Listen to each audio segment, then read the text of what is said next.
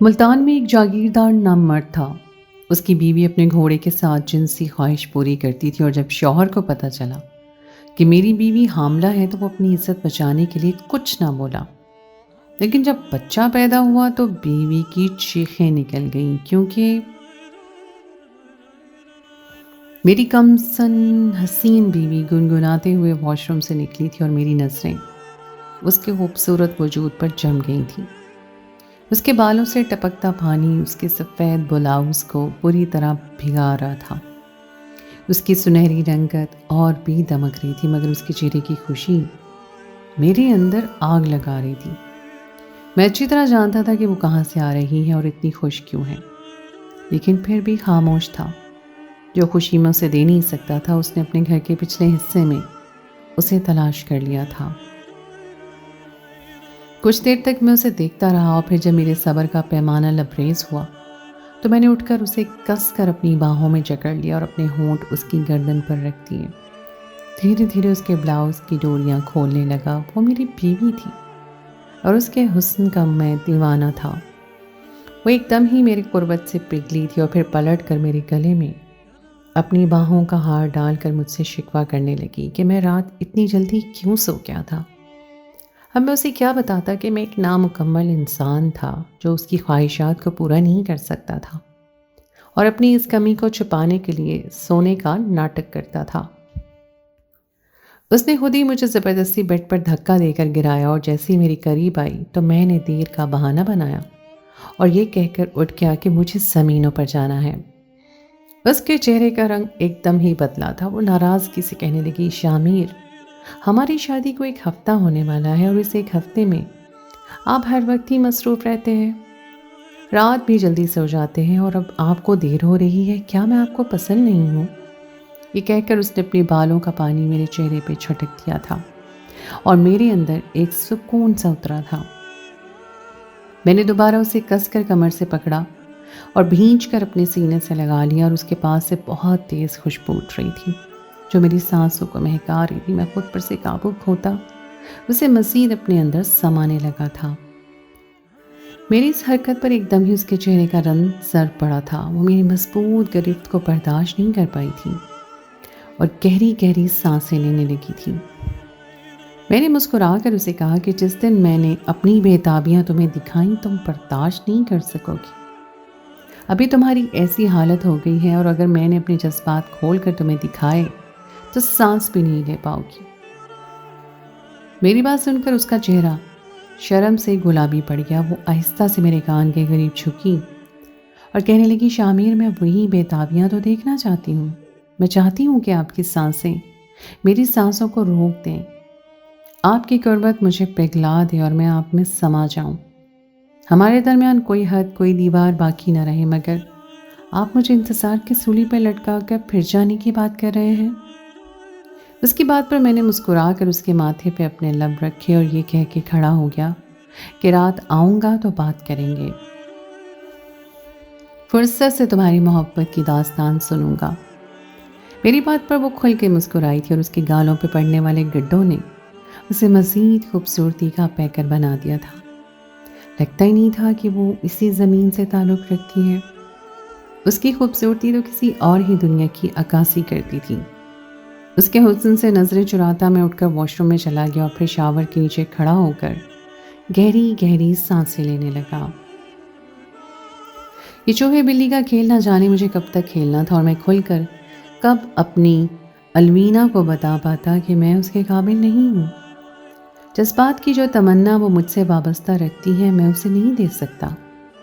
مجھ میں تو اتنی ہمت بھی نہیں تھی کہ میں یہ بات الوینا کو بتا پاتا کہ میں ایک نامرد ہوں، کیونکہ مجھے ڈر تھا یہ بات کہیں زمانے کو پتہ نہ چل جائے، اور کہیں یہ سچ جاننے کے بعد میری بیوی مجھے چھوڑ کر نہ چلی جائے، جس کے بغیر اب میرا ایک پل بھی رہنا ممکن نہیں تھا۔ اگر یہ سچ زمانے کے آگے کھلتا تو میری حیثیت پر اس سے بہت فرق پڑتا۔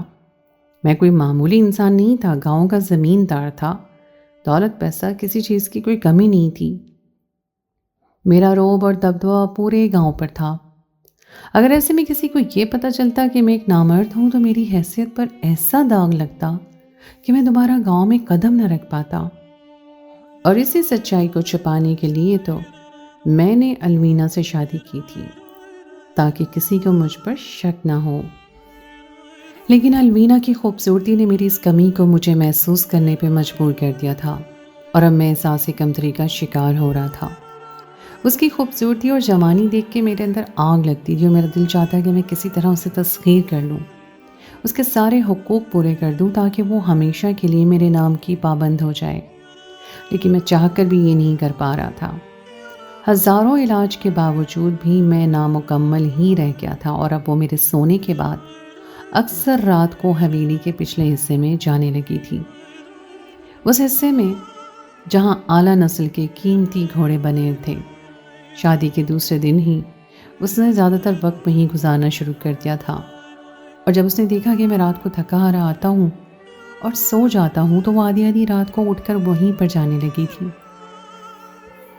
پہل تو مجھے تجسس ہوا تھا کہ وہ اتنی رات کو وہاں جاتی ہے۔ عجیب و غریب سے شک میرے دل میں پیدا ہو گئے کہ کہیں ایسا تو نہیں کہ ہم اسے وقت نہیں دے پاتا تو وہ کسی اور کے چکر میں پڑ گئی ہے۔ لیکن پھر ایک دو دفعہ میں نے خاموشی سے نظر رکھی تو مجھے پتہ چلا کہ اس کی تو میرے گھوڑوں سے دوستی ہو گئی ہے۔ مجھ سے زیادہ وقت وہ میرے عربی گھوڑوں کو دینے لگی تھی، کیونکہ اب تک میں نے اس کے حقوق پورے نہیں کیے تھے، اس لیے یہ بات میری جان کو جلا رہی تھی کہ میرے ہوتے ہوئے وہ جانوروں کو وقت دے رہی ہے۔ لیکن اسے روکنے کا مطلب یہ تھا کہ پھر مجھے اسے وقت دینا پڑتا، اور یہ میرے لیے ممکن نہیں تھا، اس لیے میں نے خاموشی اختیار کر لی۔ مجھے ہر وقت یہی بات ستاتی تھی کہ اگر میں نے اسے روکنے کی کوشش کی تو پھر وہ میرے ساتھ وقت گزارنے کی بات کرے گی، میری غربت کی مطمئنی ہوگی، اور جب میں اسے وقت نہیں دے سکوں گا تو اسے میری سچائی کا علم ہو جائے گا۔ اس لیے میں نے اسے اس کے حال پہ چھوڑ دیا۔ شادی کے 15 دن کے بعد بھی جب میں اسے اس کے حصے کا وقت نہیں دے سکا تو وہ جان بوجھ کر میرے قریب ہونے لگی۔ کبھی خوبصورت سی نائٹی پہنتی تو کبھی کینڈل لائٹ ڈنر کا انتظام کرتی، کبھی پورے کمرے میں پھول بکھیر دیتی۔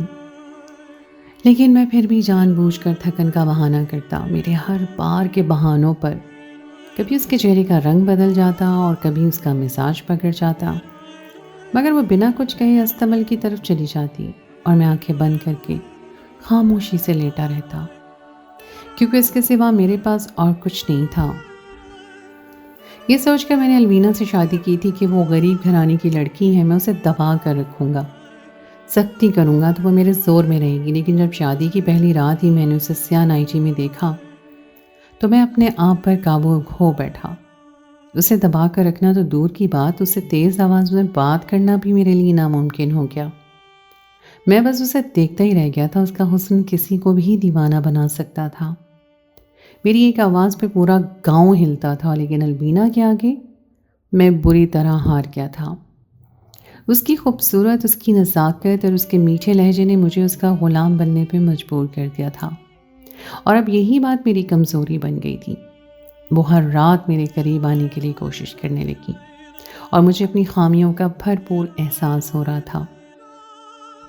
ایسے ہی 20 دن گزر گئے، اور پھر ایک رات جب وہ بن سنور کر ڈائننگ ٹیبل پہ میرے انتظار میں بیٹھی تھی اور میں تھکا ہارا گھر میں داخل ہوا تھا تو اسے دیکھ کر میں نے بڑی مشکل سے خود پہ قابو پایا تھا۔ اس کا حسن مجھے پاگل کر رہا تھا، اور اس لیے میں نے جان بوجھ کر اپنے لہجے کو سخت بناتے ہوئے اسے کہا تھا کہ یہ بازاری عورتوں والی حرکتیں نہ کیا کرو، تم میری بیوی ہو، یہ سب تم پہ زیب نہیں دیتا۔ میں نے خود سے اس طرح کی بات کی تھی کہ وہ آئندہ اپنی خوبصورتی میرے آگے پیش نہ کرے اور میرے لیے مزید مشکل کھڑی نہ ہو، لیکن میری بات سنتے ہی اس کی آنکھوں سے آنسو بہنے لگے۔ وہ فوراً کمرے میں گئی تھی اور اس نے اپنا حلیہ تبدیل کر لیا تھا اور اپنا لباس بھی بدل لیا تھا اور اپنے چہرے کا میک اپ بھی ہٹا دیا تھا۔ البتہ وہ مستقل روتی رہی اور اس کے آنسو مجھے تکلیف دے رہے تھے، مگر پھر بھی میں نے خود کو مضبوط بنائے رکھا اور سختی سے ہی اس سے پیش آتا رہا۔ میں نے اسے بہت احساس دلانے کی کوشش کی کہ عزت دار عورتیں اس طرح کی حرکتیں نہیں کرتی۔ میری بات سن کر وہ ہکا بکا رہ گئی تھی، بس اس نے ایک ہی بات کی تھی کہ میں آپ کی بیوی ہوں اور آپ کے لیے سجنے سنورنے کا حق رکھتی ہوں، اور پھر وہ خاموشی سے کمرے سے نکل کر استبل کی طرف چلی گئی۔ اس کے جانے کے بعد میں پھوٹ پھوٹ کر رویا تھا۔ میرا وفادار ملازم فضل بخش میرے پاس کسی کام سے آیا تھا۔ مجھے روتا ہوا دیکھ کے وہ پریشان ہو گیا اور پوچھنے لگا، مالک کیا بات ہے؟ میں اس قدر پریشان تھا کہ میں نے اسے ساری بات بتا دی۔ ویسے بھی میرا اور فضل بخش کا پرانا ساتھ تھا۔ پہلے تو میری بات سن کے وہ حیران رہ گیا، پھر کہنے لگا، مالک اب پریشان نہ ہو، کچھ ہی دنوں میں مالکن اس بات کی عادی ہو جائیں گی۔ ویسے بھی وہ غریب گھرانے سے ہیں اور آپ کے سوا ان کا کوئی نہیں ہے، اسی لیے خاموشی سے رہنا ان کی مجبوری ہے۔ فضل بخش کی بات سن کر مجھے سکون ہو گیا، البتہ میں نے اسے کہا کہ تم اپنی مالکن پہ نظر رکھنا، میں اکثر زمینوں کے کام سے شہر جاتا ہوں، وہ اپنے گھر نہ جانے پائیں، مجھے ڈر ہے کہیں وہ اپنے ماں باپ کے سامنے کوئی بات نہ کہہ دے اور یہ بات سارے گاؤں میں نہ پھیل جائے، میری بہت بدنامی ہوگی۔ فضل بخش کہنے لگا، فکر نہ کریں، میں مالکن پہ نظر رکھوں گا۔ اور پھر اسی طرح دن گزرنے لگے۔ 4-6 دن اور گزرے تو مجھے محسوس ہوا کہ اب المینا نہ ہی میرے قریب آنے کی کوشش کرتی تھی اور نہ ہی مجھے وقت دیتی تھی، بلکہ میں جب واپس لوٹتا تو وہ پہلے سے ہی سونے کے لیے لیٹ چکی ہوتی، اور پھر آدھی رات کو جب میری آنکھ کھلتی تو وہ کمرے میں نہ ہوتی بلکہ کمرے کا دروازہ کھلا ہوتا۔ مجھے معلوم تھا کہ وہ استقبال میں جاتی ہے، لیکن ایک رات مجھ سے برداشت نہ ہوا تو میں نے اس کے پیچھے ہی استقبال کی طرف چل پڑا، لیکن وہاں پہنچ کر جو منظر میں نے دیکھا، میرے ہوش ٹھکانے آ گئے۔ میں سوچ بھی نہیں سکتا تھا کہ میری بیوی میری کمی کو کسی عربی گھوڑے سے بھی پورا کر سکتی تھی۔ وہ ایک گھوڑے کی ٹانگوں کے درمیان بیٹھی اور مجھے اس کا چہرہ بھی نظر نہیں آ رہا تھا، البتہ میں اس کے ہاتھوں کی حرکت کو دیکھ سکتا تھا، اور یہی دیکھ کر میرے ہوش ٹھکانے آ گئے کہ وہ گھوڑے کے ساتھ میں جس طرح گیا تھا اسی طرح واپس لوٹ آیا تھا۔ باقی کی رات میں نے کروٹ بدلتے بدلتے بے چینی سے گزاری تھی۔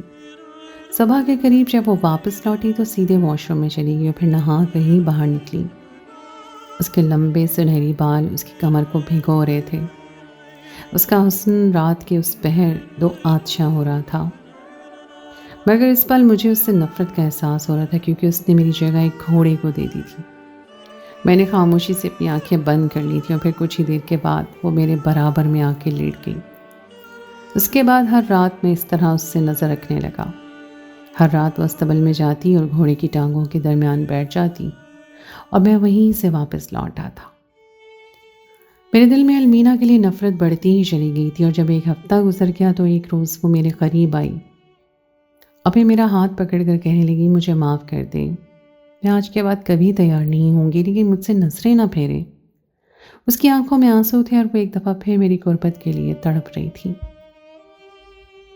میرا دل چاہا کہ اسے کہوں کہ جب گھوڑے کے ساتھ دل لگا لیا ہے پھر تمہیں میری کیا ضرورت ہے، لیکن میں اسے یہ نہیں کہہ سکا۔ میں نے اسے کہا کہ فی الحال میں شہر جا رہا ہوں، 1 ہفتے کے بعد واپس لوٹوں گا تو پھر بات کریں گے، اور میں اپنا سامان اٹھا کر شہر کے لیے نکل گیا، کیونکہ مجھے کچھ زمینوں کا سودا کرنا تھا۔ اور پھر 1 ہفتے کے بعد میں واپس لوٹا تو مجھے دیکھ کے میری بیوی کی آنکھیں چمک اٹھیں، البتہ وہ میرے لیے بھی تیار نہیں ہوئی تھی، بلکہ بالکل سیدھی سادھی سی بیٹھی ہوئی تھی۔ ہم دونوں نے ایک ساتھ کھانا کھایا اور پھر جب میں کمرے میں پہنچا تو حیران رہ گیا، سارا کمرہ میری تصویروں سے سجا ہوا تھا۔ وہ مجھے دیکھ کے مسکرائی، کہنے لگی کہ میں نے آپ کو 1 ہفتے میں بہت یاد کیا، اور اب آپ آ گئے ہیں تو میں چاہتی ہوں کہ ہم اپنی شادی شدہ زندگی کو شروع کریں۔ آخر کب تک ہم ایک دوسرے سے دور رہیں گے؟ میں اس قدر تھکا ہوا تھا کہ پیچھے ہٹنے کے بجائے میں نے خود کو اس کے حوالے کر دیا۔ میں خود بھی اپنے اندر کی آگ سے تنگ آ چکا تھا اور سکون چاہتا تھا، اور اس نے بڑی محبت سے مجھے اپنے تکیے پہ لٹایا اور پھر دھیرے دھیرے اپنی محبت کو مجھ پہ نچھاور کرنے لگی۔ میں اپنے ہوش کھوتا چلا گیا اور مجھے کچھ یاد نہ رہا کہ اس رات ہمارے درمیان کیا ہوا تھا۔ البتہ اگلی صبح وہ بہت زیادہ خوش تھی، اس کا چہرہ خوشی سے دمک رہا تھا۔ جیسے ہی میں صبح اٹھا تو اس نے اپنی باہیں میری گردن کے گرد حمائل کر دی اور کہنے لگی، شامیرہ آپ بہت اچھے ہیں۔ اس نے بے ساختہ میرے ہونٹوں کو چوم لیا اور پھر میرے بالوں میں ہاتھ پھیرتی ہوئی کہنے لگی کہ میں اپنے گھوڑوں کے پاس جا رہی ہوں، آپ فریش اپ ہو جائیں، پھر ہم ایک ساتھ ناشتہ کرتے ہیں۔ اس کے منہ سے گھوڑوں کا ذکر سنتے ہی مجھے پچھلی رات کی ساری باتیں یاد آ گئیں۔ جو میں کل رات بھول چکا تھا، اور مجھے پھر سے اس سے کراہیت کا احساس ہونے لگا۔ اس بات کو کچھ دن گزرے تھے کہ ایک دن اس نے مجھے ایک ایسی خبر سنائی جسے سن کر میرے ہوش اڑ گیا۔ اس نے بتایا تھا کہ وہ امید سے ہے، اور یہ خبر سناتے وقت اس کے چہرے پہ ایسی خوشی تھی کہ میں حیران رہ گیا تھا۔ میں اچھی طرح جانتا تھا کہ میں باپ نہیں بن سکتا، لیکن اگر پھر بھی میری بیوی امید سے تھی تو اس کا ایک ہی مطلب تھا کہ وہ بدکار ہے۔ میں چاہتا تھا کہ اس کا گلا پکڑوں، اس سے پوچھوں یہ بچہ کس کا ہے، لیکن اس سے پہلے ہی حویلی کے سارے ملازموں کو اس بات کی خبر ہو گئی۔ زیادہ تر ملازموں کا تعلق گاؤں سے ہی تھا، اس لیے اب یہ بات چھپنے والی نہیں تھی، اور اگر یہ بات باہر جاتی تو ساتھ ہی میری بدنامی لازمی ہوتی۔ میں نے خاموشی اختیار کر لی اور اپنی تکلیف کو اپنے دل میں ہی دبا لیا۔ البتہ البینہ کی تو خوشی ہی الگ تھی۔ وہ سارے گھر میں چہکتی پھر رہی تھی۔ پھر کچھ دن گزرے تو اس کی طبیعت زیادہ خراب ہو گئی۔ وہ کہنے لگی اسے ڈاکٹر کو دکھانا ہے۔ میں نے صاف انکار کر دیا اور کہا کہ ہمارے یہاں ڈاکٹر کے پاس جانے کا رواج نہیں ہے۔ جب آخری وقت آئے گا تو میں گاؤں کی دائی کو بلوا لوں گا۔ میں تو چاہتا تھا کہ کسی طرح یہ بچہ ضائع ہو جائے، کیونکہ جہاں تک میرا خیال تھا یہ میرا نہیں بلکہ میرے کسی گھوڑے کا بچہ تھا، جس کے ساتھ الوینا نے میری کمی کو پورا کیا تھا۔ ایسے ہی وقت گزرتا چلا گیا، میری توجہ الوینا پر سے بالکل ہٹ گئی۔ میں زمینوں کے معاملے میں مصروف ہو گیا، بلکہ یوں کہوں تو غلط نہ ہوگا کہ میں نے جان بوجھ کر خود کو اپنی بیوی سے دور کر لیا تھا۔ اگر میں خاموش تھا تو صرف اس لیے کہ مجھے اپنی عزت بچانی تھی، گاؤں والوں کی نظروں میں اپنے مرتبے کو قائم رکھنا تھا۔ ایک دفعہ الوینا کے پاس بچہ پیدا ہو جاتا تو میری حیثیت بھی برقرار رہتی، اور اگر بیٹا ہوتا تو میرا سینہ فخر سے چوڑا ہو جاتا۔ لیکن اب میرے دل میں الوینا کے لیے کوئی خاص جگہ نہیں رہی تھی۔ اس کا حسن دیکھ کر میں اب بھی بہکتا تھا، لیکن اس کی جو حقیقت مجھے معلوم تھی اس نے مجھے اس سے نفرت کرنے پہ مجبور کر دیا تھا۔ پھر وہ وقت آ گیا جب الوینا کی حالت بہت خراب ہو گئی اور مجھے گاؤں کی دائی کو بلوانا پڑا۔ پھر دائی اسے لے کر ایک کمرے میں چلی گئی اور ساتھ ہی ملازمائیں بھی مدد کروانے کے لیے پہنچ گئیں۔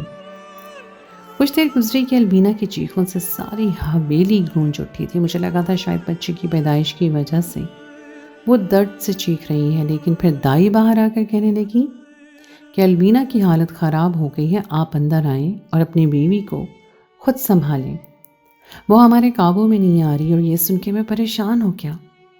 اندر گیا تو دیکھا الوینا پاگلوں کی طرح چیخ رہی تھی، اور ایک بچہ سائیڈ میں بستر پہ رکھا ہوا تھا، اور بچہ دیکھ کے میں حیران ہوا تھا کہ اگر بچے کی پیدائش ہو چکی ہے تو پھر الوینا کیوں اس طرح چیخ رہی ہے۔ لیکن اس کے بعد جو بات دائی نے مجھے بتائی وہ سن کر میرے بھی ہوش اڑ گئے۔ دائی نے بتایا کہ بچہ نامکمل پیدا ہوا ہے اور اس میں بہت ساری کمیاں ہیں۔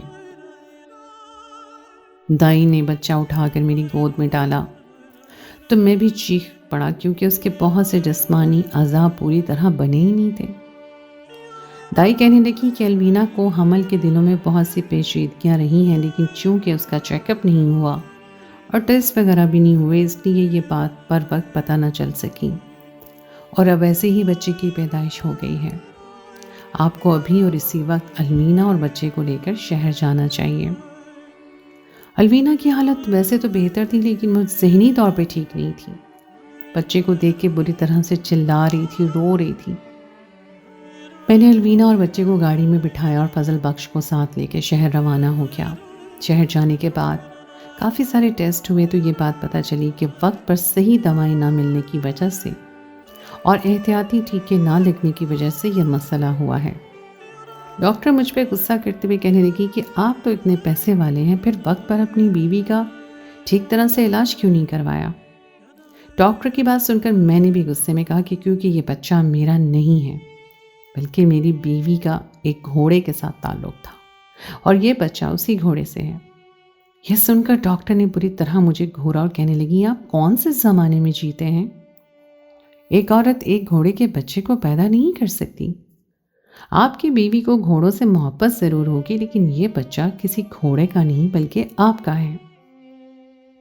میں نے انکار میں سر ہلایا اور کہا کہ میں باپ نہیں بن سکتا، میرے اندر کچھ کمیاں ہیں۔ ڈاکٹر کہنے لگی ہر انسان کے اندر وقت کے ساتھ ساتھ تبدیلیاں آتی رہتی ہیں، ہو سکتا ہے آپ بھی ٹھیک ہو گئے ہوں۔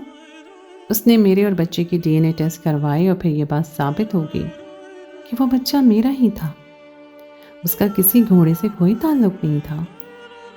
جیسے ہی مجھے پتا چلا کہ یہ بچہ میرا ہے، میری آنکھوں سے آنسو نکلنے لگے۔ میں نے اپنی نادانی میں یہ کیا کر دیا تھا؟ میں کیا کیا سمجھتا رہا تھا، اور اسی غلط فہمی میں میرے پاس ایک نامکمل اولاد پیدا ہو گئی تھی۔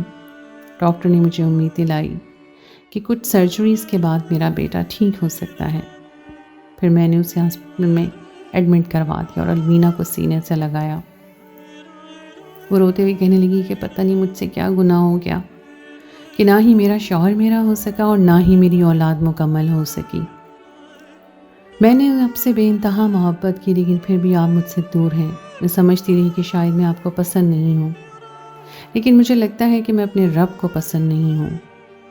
اس کی بات سن کر میں نے جلدی سے اس کے ہونٹوں پہ ہاتھ رکھ دیا اور کہا کہ تم بہت اچھی اور نیک ہو، گنہگار تو میں ہوں جس نے تمہیں اس آزمائش میں ڈال دیا۔ میں نے اسے بتا دیا کہ میں اس کے اور بچے کے بارے میں کیا سوچ رہا تھا، اور میری بات سن کے وہ حیران رہ گئی اور کہنے لگی کہ جس گھوڑے کے پیروں میں نے اسے بیٹھا دیکھا تھا، اس گھوڑے کی ٹانگوں میں چوٹ لگی تھی، اور وہ روزانہ رات کو اسے مرہم لگا کر اس کے پیروں کو سہلاتی تھی تاکہ اس کی چوٹ جلدی سے ٹھیک ہو جائے، لیکن اس کا اس گھوڑے سے کوئی تعلق نہیں تھا۔ وہ اپنی قسم کھا کر کہنے لگی کہ آپ کے سوا میرا کسی سے کوئی تعلق نہیں ہے۔ مجھے الوینا کی پاکیزگی پر یقین آ گیا تھا، لیکن میں نے بہت دیر لگا دی تھی اور اس کا نقصان میرے بچے کو بھگتنا پڑا تھا۔ آج میرے بچے کی 2 سرجریز ہو چکی ہیں اور ابھی تک اس کی 2 سرجریز باقی ہیں۔ الوینا نے مجھے معاف کر دیا ہے، میں نے بھی اپنا گناہ اس کے آگے بیان کر دیا ہے۔ میں نے بھی اس کے ساتھ زیادتی کی تھی، یہ جانتے ہوئے بھی کہ میں باپ نہیں بن سکتا۔ میں نے اس سے شادی کر لی تھی۔ میری بیوی کا دل بہت بڑا تھا، اس نے میرے ہر گناہ کو معاف کر دیا۔ میں دعا کرتا ہوں کہ جلد ہی میرا بیٹا بالکل ٹھیک ہو جائے، لیکن میں آپ لوگوں سے یہ کہنا چاہتا ہوں کہ کبھی بھی آدھی ادھوری باتوں پر یقین نہ کریں، اور کسی بھی انسان کے اندر موجود کوئی کمی یا خامی ہمیشہ کے لیے نہیں ہوتی، بلکہ وقت کے ساتھ ساتھ انسان کے جسم میں تبدیلیاں آتی رہتی ہیں۔